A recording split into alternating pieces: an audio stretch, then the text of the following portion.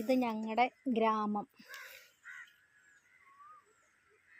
ഇത് മലപ്പുറം ജില്ലയിലെ കരിഞ്ചാപ്പാടി എന്ന് പറയുന്ന ഒരു ഗ്രാമപ്രദേശമാണ് കേട്ടോ. കണ്ടോ, ഇവിടെ പാടത്തിൻ്റെ നടുക്കായിട്ട് ഒരു സീതാദേവീൻ്റെ ക്ഷേത്രമുണ്ട്. അതിപ്പോൾ ഉയർന്നു വന്നുകൊണ്ടിരിക്കുകയാണ്. ഇപ്പോൾ പ്രതിഷ്ഠയൊക്കെ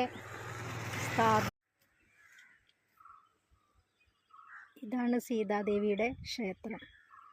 സീതാദേവിക്ക് അങ്ങനെ കുറേ ക്ഷേത്രങ്ങളൊന്നുമില്ല, കുറച്ച് ക്ഷേത്രങ്ങളേ ഉള്ളൂ. ഇവിടെ ഇവർ വനവാസകാലത്ത് ഇതിലെ പോയി എന്നാണ് പറയുന്നത്, ഇവിടെ വന്നിരുന്നു എന്നാണ് പറയുന്നത്. ഐതിഹ്യത്തിലൊക്കെ അങ്ങനെയാണ്.